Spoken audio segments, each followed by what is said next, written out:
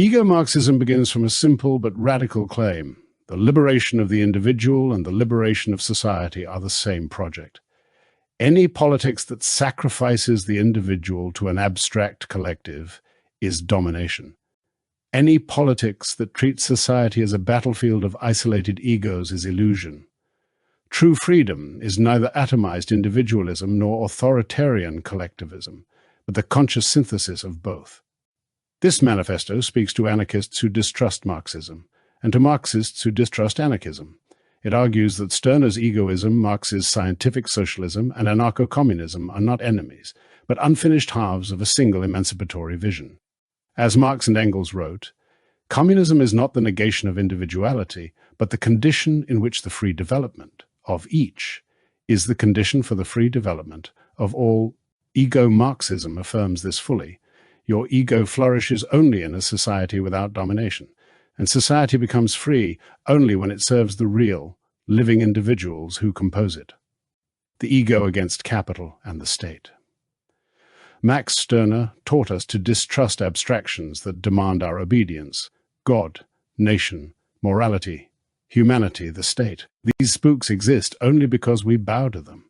The state, in particular, claims authority over our lives, our labor, and our bodies. Stirner was unambiguous. The state and the individual are enemies, but capitalism is no less an abstraction, no less a tyrant. It reduces individuals to labor power, compels them to sell their lives to survive, and alienates them from the products of their own activity.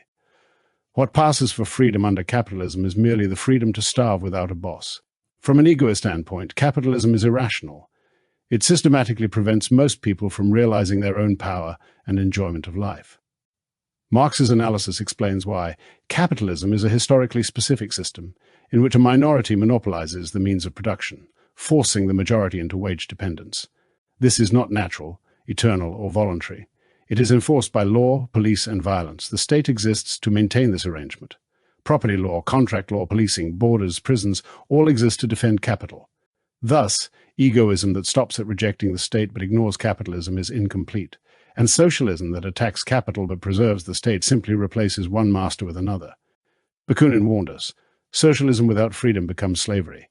Luxemburg warned us, socialism without democracy becomes dead. Ego-Marxism takes both warnings seriously. Egoism and communism are not opposites. Egoism does not mean isolation. It means voluntary association. Stirner's union of egoists is not a society of competition, but a society of chosen cooperation.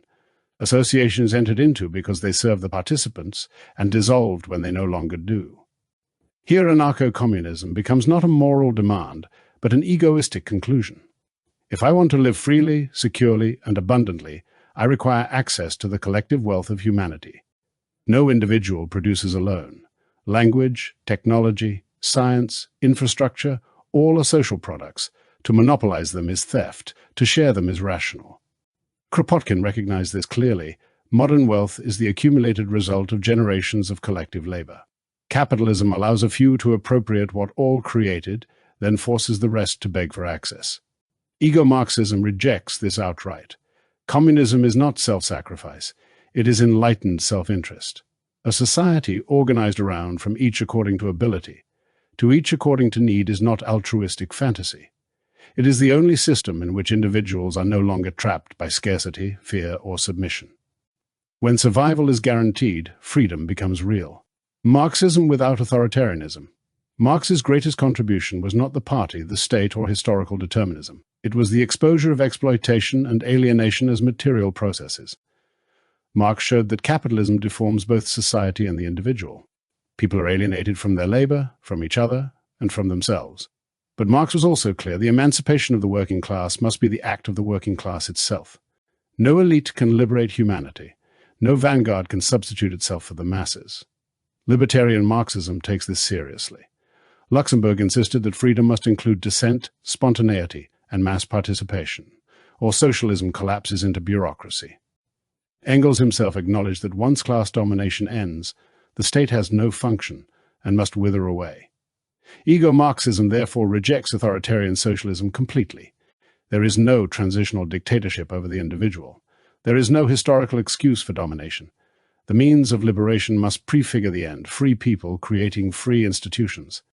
Anarchism with material grounding. To anarchists, ego-Marxism offers clarity. Abolishing the state without abolishing capitalism is impossible. Class power will simply reconstitute authority in private form. Without collective control of production, freedom becomes the freedom of the strong to dominate the weak. Marxist class analysis is not authoritarian. It is diagnostic. It explains why domination persists and how it reproduces itself. Ego-Marxism uses this analysis not to justify centralized control, but to abolish control altogether. Anarchism gains strength when it understands capitalism not just as hierarchy, but as a system of exploitation rooted in material relations.